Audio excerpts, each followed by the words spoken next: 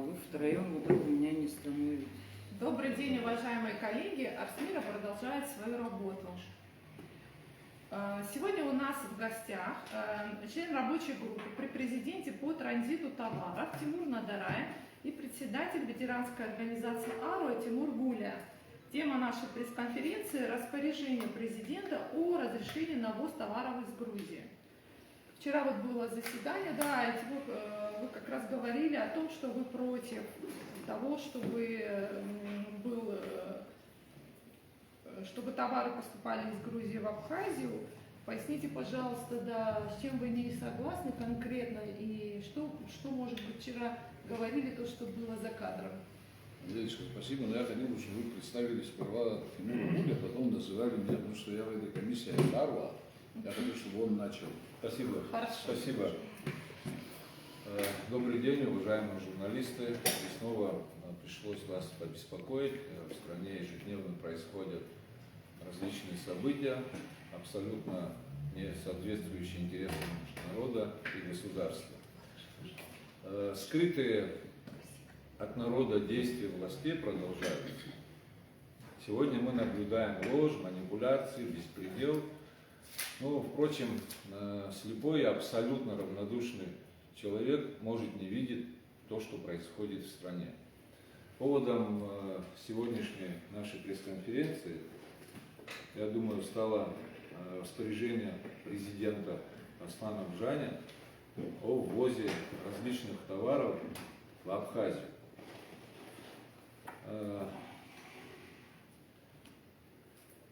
Это товары, это сельхозтовары, также сельскохозяйственные машины, автомобильный транспорт, различные моторные масла, корма, даже живые поры.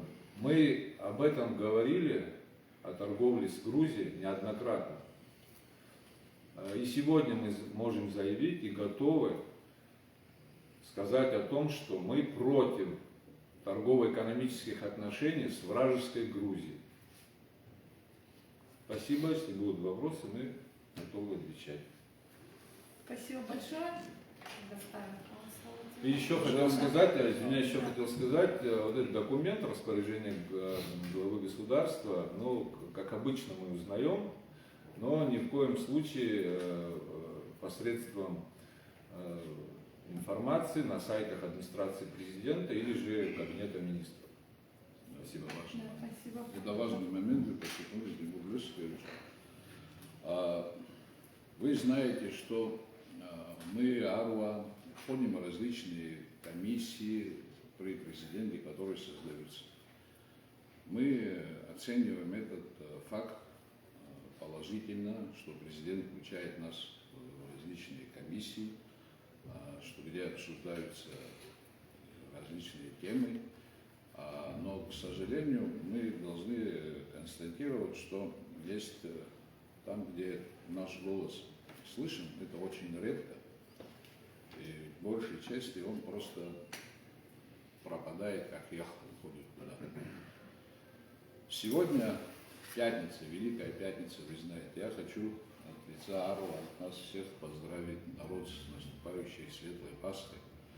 Сегодня люди красят яйца, красный цвет.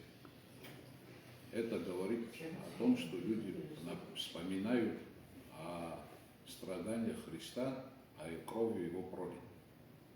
Это очень символично, что мы не должны также никогда не забывать, и для нас свята кровь, пролитая за эту землю.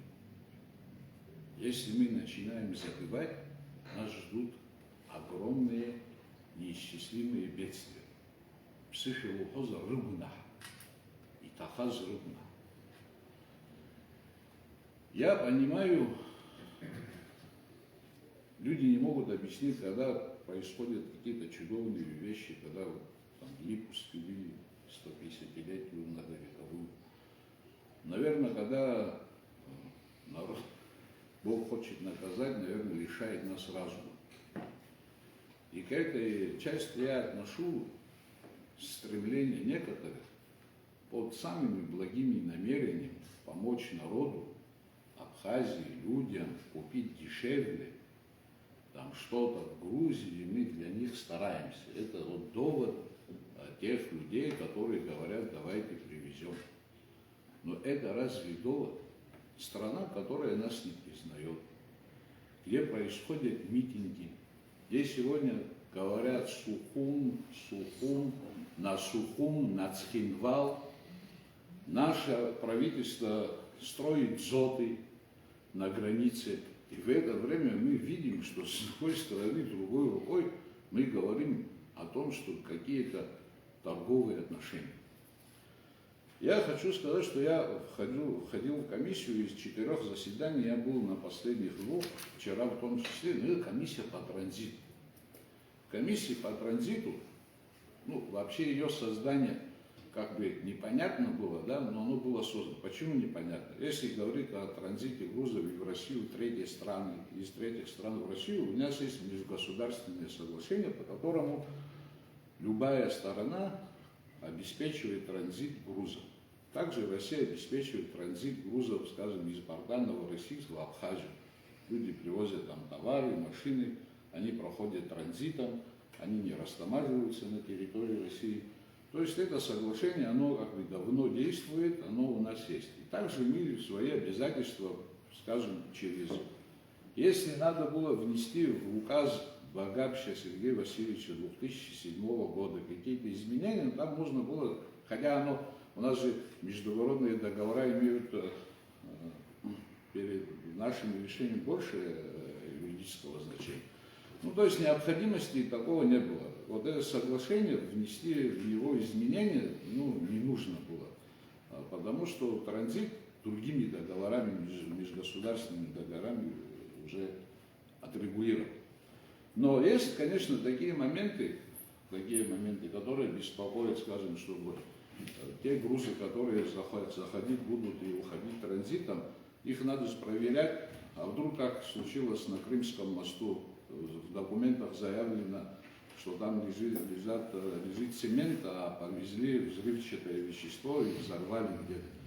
Контроль, таможенные органы, они не готовы на самом деле к этому, потому что там нету тепловизора, который просвечивает, сканирует эти машины, их надо где-то ставить на яму. И вчера Аляс Лабаку сказал, даже площадку поблизости не можем найти, все как бы уже занято вокруг поста, где мы могли разгрузить эти грузы. Транзит, конечно, принесет в бюджет наш какие-то деньги. Обычно таможенное сопровождение делается, при таможенном сопровождении $2 за километр берут в России. Например, вот одна фура проехала $400, да, 10 фур $4000 бюджет поступит. Мы там находим с властями понимание, это один из таких небольших моментов, где какое-то понимание есть, и мы готовы с этим работать. Потом в ночное время транспорт не должен быть перегружен, наша инфраструктура не должна быть перегружена, потому что летом вы сами знаете, что творится у нас особенно. А как если фуры эти поедут, то есть в ночное время их так, то есть эти моменты. Но вдруг комиссии по транзиту, еще до того, как я был, появилась тема обсудить это. Члены как бы комиссии кто-то выразил такое, что давайте мы обсудим, как вот из Грузии тоже в Абхазию поступали товары, которые нужны нам. И это нам поможет в борьбе с контрабандой. Слушайте, понимание контрабанды – это вообще другое. Это преступление, которое совершают мы. У нас, например, на границе с Псов любые грузы проходят. Там что, нет контрабанды? Контрабанда – это когда идет, скрывается от декларирования какие-то товары. Фура подъехала, половина товаров задекларировали, другую половину не задекларировали, взяли взятку. У нас в Псов, я хочу миф развеять, в десятки раз больше контрабанды, чем на Ингу. Но мы сегодня вот под всякими этими благовидными мерами мы хотим, мы что, с Грузией помирились? Ну пусть нам скажут, слушайте, вы готовы сегодня торговать с Грузией, предприниматели ихних, что поставляют товар, мы дружим с Грузией. Вы это еще не поняли. Мы готовы принимать из Грузии товары и дальше их реализовывать с целью получения прибыли. Тогда мы поймем, слушайте, какой абхаз, у нас есть до сих пор там кровная месть, да, еще есть, какой абхаз к врагу, если у него есть магазин, заходит, покупает, кто-нибудь есть такой? Как мы можем, слушать? Мы когда-то в святые рощи, на наши святые места приходили и говорили, молитву произносили. И сегодня мы нарушаем эту молитву. Нас что, Грузия признала? Вот говорят, мы хотим саженцы. Слушайте, вот недавно, я знаю случай, что из Абхазии в Россию вывозили саженцы. С третьей попытки вывезли. Они, оказывается, должны быть протравлены особенными химикатами, чтобы никаких микробов в них не было. Пока вот это все не пройдет, целое дело. Мы будем знать, что все эти процедуры в Грузии кто-то исполнил, чтобы провести саженцы. Или не завезет еще какую-то заразу. Я говорю там о биологических лабораториях в Грузии. У нас что, такие серьезные, там есть лаборатории на границе, что ли? Этого всего нет. Даже если это было, как мы можем сегодня вести торговлю, я говорю с вражеской страной. Можете мне объяснить, чтобы их бюджет наполнялся этими всякими налоговыми поступлениями от продажи товаров на территории Абхазии. Мы, то есть, в одностороннем порядке открываем свои таможенные границы. В одностороннем порядке, подчеркиваю, для товаров из Грузии. Вы помните, когда в Турции был переворот, хотели сделать, и в знак протеста бойкотировали турки американские товары, и айпеды об стенки разбивали. Я призываю народ Абхазии бойкотировать все товары, которые приходят из Грузии. Нам говорят, без маркировки. Это вообще цинично. То есть мы, мол, эти товары только будут идти без маркировки. Я не понимаю, эти люди, которые это говорят, вообще с головой дружат. То есть это грузинский товар с маркировкой, сделано в Грузии. В Абхазию нельзя привезти. Но если там маркировки нету, от того, что там нету маркировки, он что, перестал быть грузинским товаром? Что случилось с людьми, не понимаю. Но проблема, я хочу, Тимур Йосипович, привести те аргументы, которые мои оппоненты озвучивают. Мои оппоненты говорят, на Ингур все это время с контрабандой не можем справиться, и за это надо его легализовать, чтобы бюджет что-то получал. Я опять прихожу, контрабанда это вообще другое понятие. Я привел, уже не буду повторяться, пример по псов. Но в любой стране, где разрешен переход через КПП, через границу людей, там, это так, и мы во время блокады тоже это знаем, переходили на псов, кто-то там муку мешок нес, кто-то там еще что-то в личных целях, что-то люди везли, разные товары.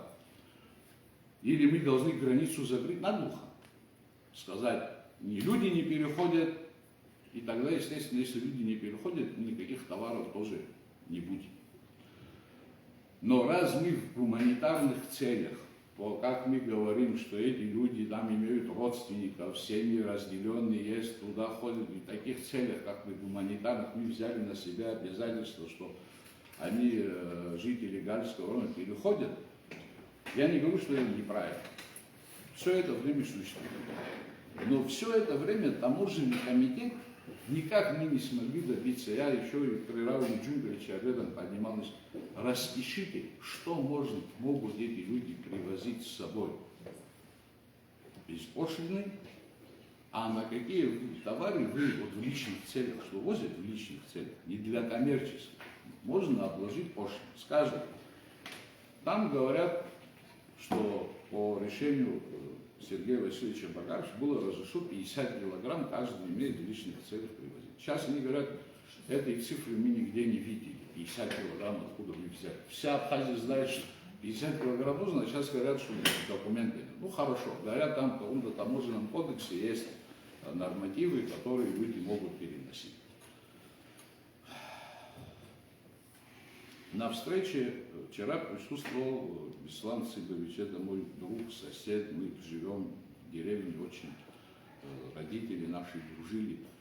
С большим уважением к нему отношусь, и вообще у меня есть родственные отношения к Джопусу. Но когда он вчера заявил, что это была его инициатива, прийти к президенту по просьбе людей, и он уже полгода как написал на имя президента, что вот сельхозпродукты. Он говорит, к автомобилям я не имею отношения, это не моя. Я просил, говорю, саженцы, посылочный материал, чтобы оттуда можно было заводить. Я говорю, слушай, у тебя вся техника российская. Что за сельхозтехника? Ну, есть с Турции, там в Грузии тоже это не производят, тракторы GBC. С Турции у нас вот корабли ходят, люди товар возят из Турции. Можно туда заказать, я думаю, еще напрямую еще дешевле будет. Я хочу сказать, что я не говорю, что кто-то из моих оппонентов меньше любит, чем я Абхазию, или я там больше патриот, они не патриот, но я когда вот слушаю, я просто поражаюсь, или я сумасшедший. Может, скажите мне тогда, что я сошел с ума и не воспринимаю действительность как есть. Ну как вы можете сегодня, говорят, мы за 2 года на 48 миллионов по программе сельского хозяйства привезли, говорит, оттуда товар. То есть бюджетные деньги, которые Минсельхозу, 48 миллионов ушло в Грузию. Так получается. Потом мне говорят, а почему вы, говорит, в прошлом году мы внесли поправку в указ президента по винограду и разрешили ввозить виноград, вы, говорит, не возмущались. О том, что поправка внесена, впервые слышим об этом, это опять же подтверждает слова Тимура Лёсова. Вам известно было? Нет. О том, что оказывается уже год.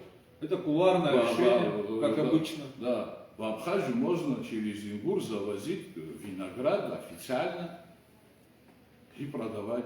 Об этом мы вчера услышали. Так может много чего вообще можно, мы не знаем. И этот документ вы видели, как нам попался, он как-то в сети интернет, он это сфотографированный. Случайно. Случайно. Первая моя встреча была с президентом по инициативе президента страны еще 2 года назад, когда Батал Топалова попросил, что президент хочет иметь информацию, так как я был 5 лет главой Гальского района, что там происходит, мое видение. Я это с уважением к этому, мы встретились с президентом. Он сказал, что процентов 7, всех тем мы касались, и учебы, и образования, и что там происходит, и какие работы НПО там проводят, и международные организации. Всего мы касались, 2 часа был разговор, он в конце разговора поблагодарил, сказал, что 70% того, что я сказал, он как бы не знал или не видел это с такого ракурса, не смотрел. И у нас несколько встреч с Тимуром Лёсиковичем было. Это говорит о том, что мы не хотим, вы знаете, какая ситуация вокруг, мы не хотим в этой ситуации сложной призывать к постоянным митингам. Потому что они делали все 6 лет, когда президентом был Хаджи. Каждые полгода сходы, митинги, демонстрации. Мы тоже можем сегодня поехать в Ару-Овцы на Ингур и устроить там акцию. И сказать, никаких ни товаров, ни ничего, мы здесь вот там встанем, и что? Это будет приводить к тому, что ситуация здесь будет обостряться. Неужели власти не понимают, что мы ведем себя более по-государственному, чем они? Да. Зачем они нас провоцируют? Я к чему эти президентские встречи вспомнил, я обозначал, что это является для нас такой красной чертой. Мы обозначили там несколько красных черт, это по вопросу гражданства, для нас это красная черта. Давайте не будем ее переходить. Все остальные вещи мы можем обговаривать, там, соглашаться, не соглашаться, есть разные мнения. Но есть какие-то вещи, которые мы должны, конечно, обсуждать. К сожалению большому.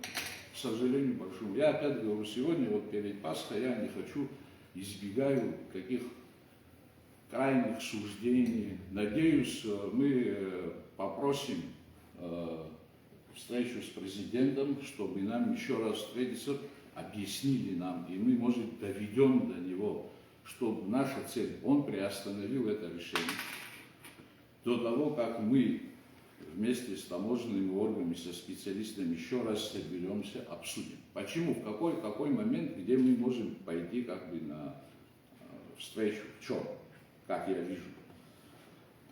Если наши таможенные органы решили, что вот эти 50 килограмм, которые проходят в личных целях, часть проходит беспошлино, скажем, сыр везет человек, 3 килограмма сыра он везет беспошлино в Абхазию, когда переходит, а все остальное, скажем, до 50 килограмм, там какая-то пошлина будет накладываться, это можно обсудить. Это можно обсудить. Человек везет там запчасти, написано там 4 покрышки, да? Купил там, везет. Он мог и здесь купить, но захотел деньги там оставить. Вот на 4 покрышки, пожалуйста, пошлину заплатите и завози, потому что ты деньги оставил не в Абхазии, а оставил там. Вот на такие вещи. Но когда идет, что индивидуальные предприниматели до 600 тысяч рублей, как вчера Аляс Лабафа сказал, ну, мы фирмам не будем разрешать, хотя это тоже нарушение экономической свободы и прав населения юридическим лицам, а вот индивидуальные предприятия на 600 тысяч. Что значит на 600 тысяч? Вы о чем говорите? Это и есть торговые отношения, если это есть торговля. Если вы в рамках того, что для личного пользования везет, вот там можете какую-то градацию сделать, это мы еще можем обговаривать эти моменты. А все остальное, это говорит о том, что нынешние власти потеряли чувство реальности. Просто потеряли чувство реальности. Это просто заявлениями с нашей стороны не обойдется. Да. К сожалению. Просто заявлениями, как мы обычно реагируем, это не обойдется. Мы примем другие реальные меры. Мы обратимся к нашим сторонникам, мы проведем другую пресс-конференцию, уже другие слова там будут звучать. Я никого не пугаю, здесь никто не боится.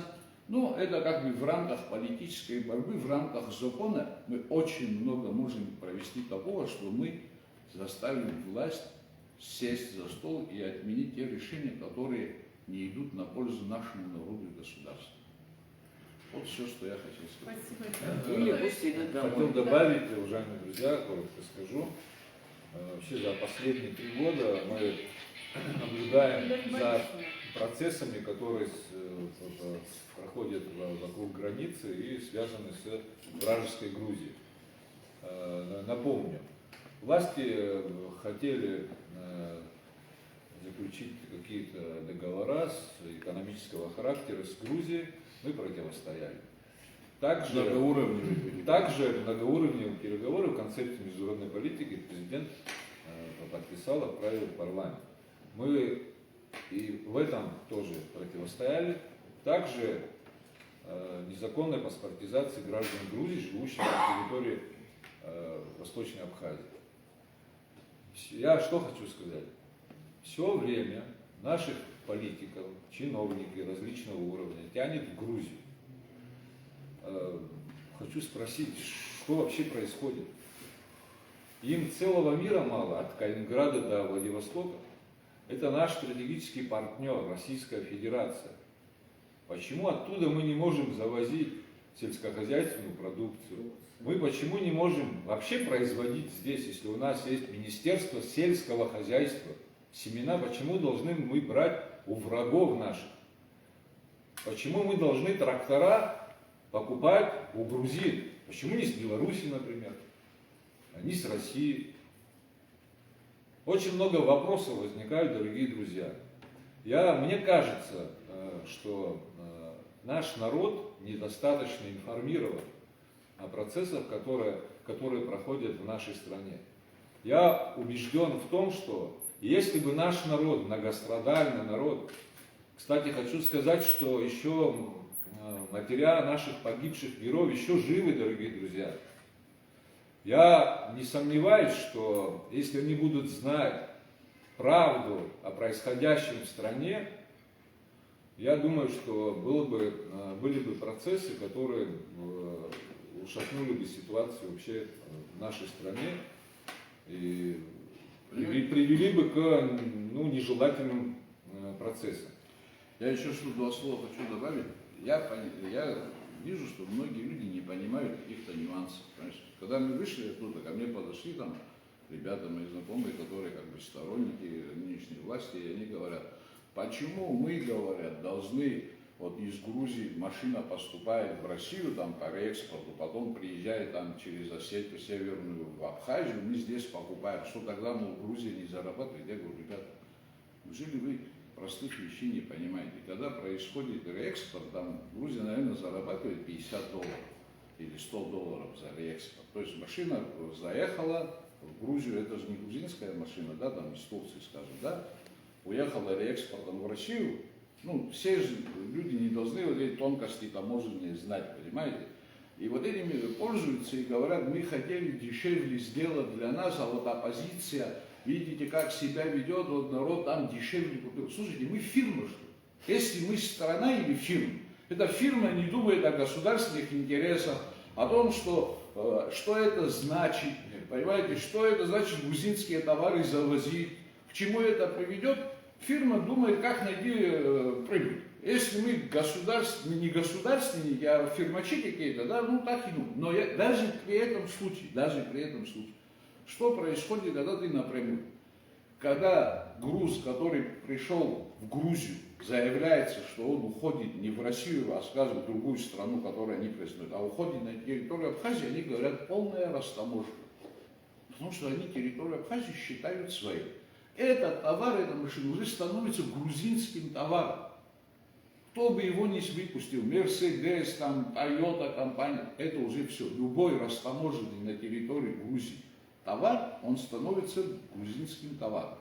И, естественно, Грузия получает там, скажем, $1000, к слову я говорю, приходит эта машина сюда, Абхазия тоже не признает же, естественно, то, что там в Грузии какие произошли манипуляции по оформлению этой машины и так далее, тоже берет пошлину здесь, но спрашивается, а если Грузия берет на $2000 за растаможку, а Абхазия взяла $500 за растаможку, у них там на бюджет на 1,5 беспилотника больше денег поступит, да? Еще один момент я хотел бы добавить. Есть информация, которую надо проверять еще. Представители МУПа сидят на границе по реке Ингур и изымают свою собственную пошлину с различной продукции. По рублю или по 2 рубля с килограмм. В связи с чем? Вот в связи с чем хотел бы спросить, это муниципальное унитарное предприятие, никакого отношения к госстандарту или же к другим... Какое муниципальное предприятие? Гальская? Гальская имеется в виду, то есть Изида, представитель администрации Гальского района находится на границе, изымает мзду по рублю, по 2 рубля. По какому праву, хочу спросить, господа? Ну, эту информацию еще перепроверим. Я же сказал, мы еще проверим эту информацию. Правда? Это же не гарантийная служба мы какая-нибудь. просим президента страны еще раз приостановить это решение. Мы просим о встрече, мы просим собрать рабочую группу, обсудить и прийти к общему. И все остальное это обострение внутриполитической ситуации в стране и очень серьезно.